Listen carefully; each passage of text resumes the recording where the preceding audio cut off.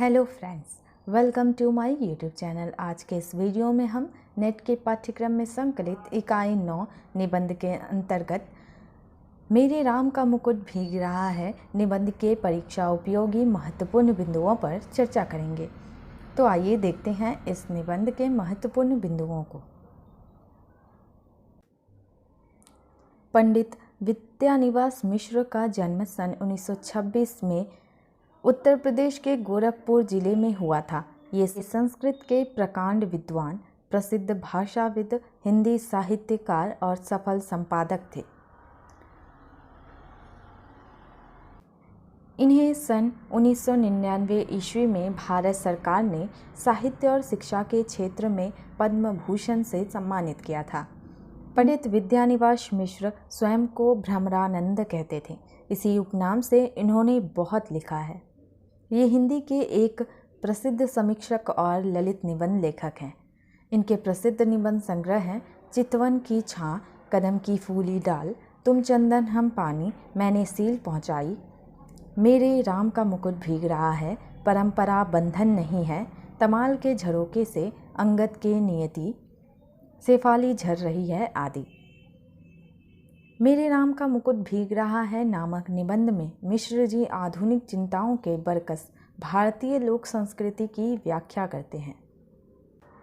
मेरे राम का मुकुट भीग रहा है निबंध संग्रह में 17 निबंध संकलित है। मुकुट, मेखला और नुपुर विंद की धरती का वरदान, अमरकंटक की सालती स्मृति, राष्ट्रपति की छाया, बेतवा के तीर पर, हुई है शिला सब चंद्रमुखी, रेवा से रीवा, कलचुरियों की राजधानी गुर्गी, रुपहला धुआं, मेघदूत का संदेश। स्वाधीनता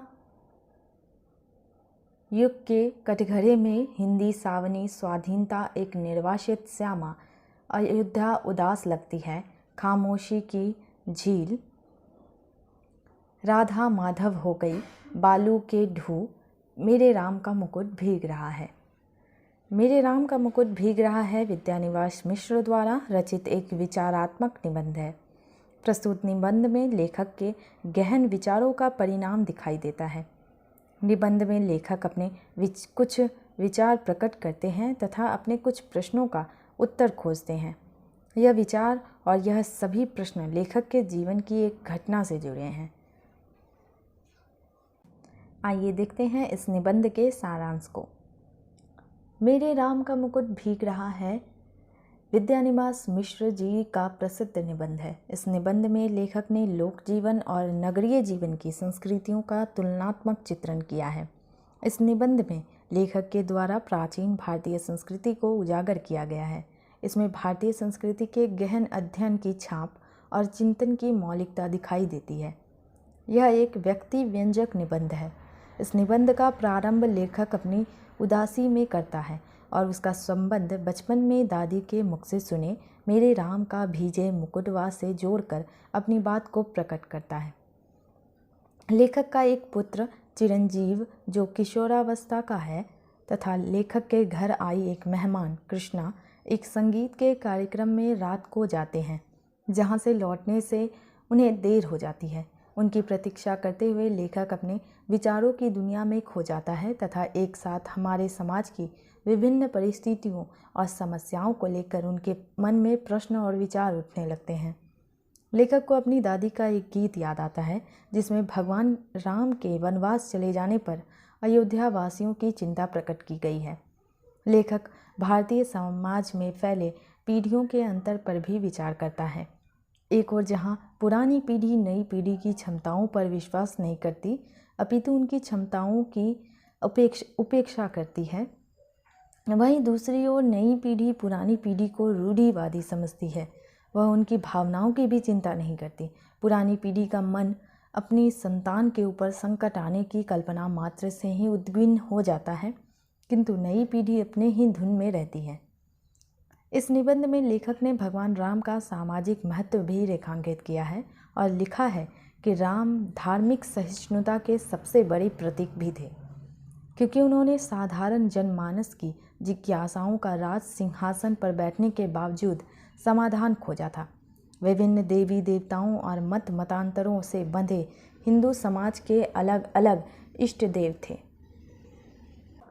किंतु सामाजिक समरसता बनाए रखने के लिए दशरथ पुत्र राम ने परिवार से लेकर समाज और राष्ट्र तक में प्रेरणा भरने के लिए निर्विकार भाव से संपत्ति रहित सामान्य नर का जीवन बिताया है और उसके सामने आने वाले झंझावतों को व्यवहारिक रूप से झेला।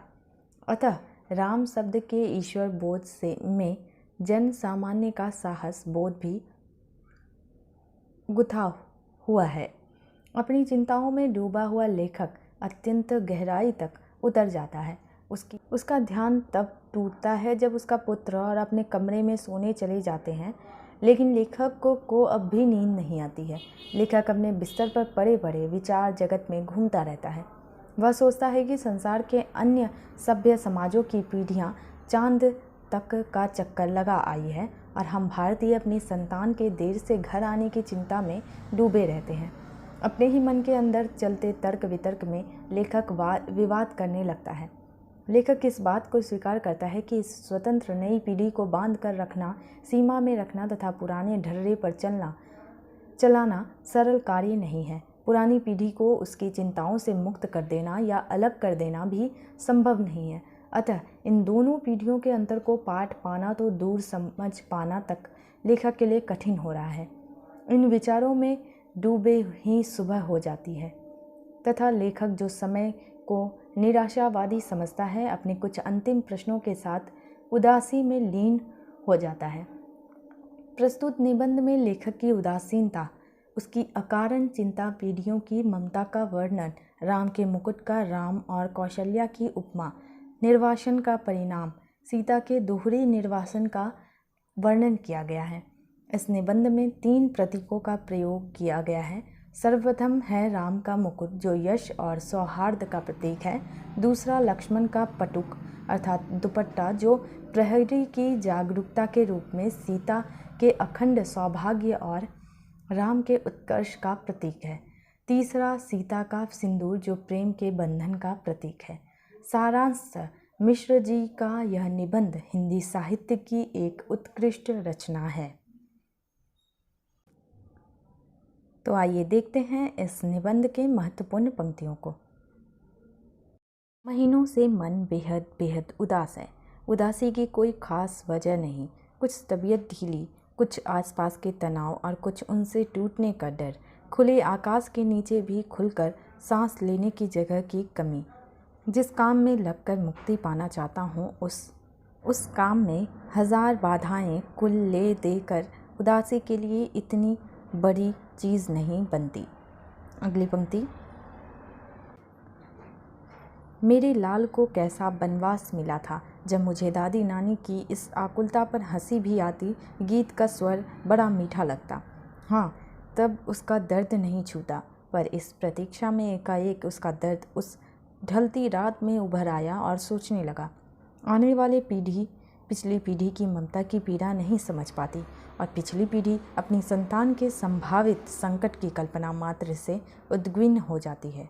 अगली पंक्ति, पराई लड़की, और लड़की तो हर एक पराई होती है। धोबी की मुठरी की तरह घाट पर खुले आकाश में कितने दिन फहराएंगी।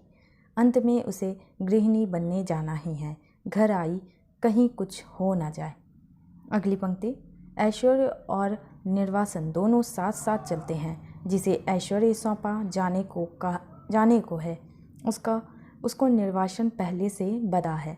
अगली पंक्ति, उत्कर्ष की ओर उन्मुख समष्टि का चैतन्य अपने ही घर से बाहर कर दिया गया।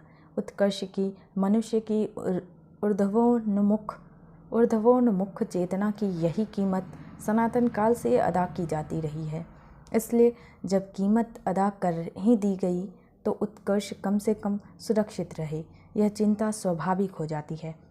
राम भीगे तो भीगे, राम के उत्कर्ष की कल्पना न भीगे, वह हर बारिश में हर दुर्दिन में सुरक्षित रहे। अगली पंक्ति, उस शक्ति का एक निष्ठ प्रेम पकड़ राम का मुकुट है, क्योंकि राम का निर्वासन वस्तुतः सीता का दोहरा निर्वासन है।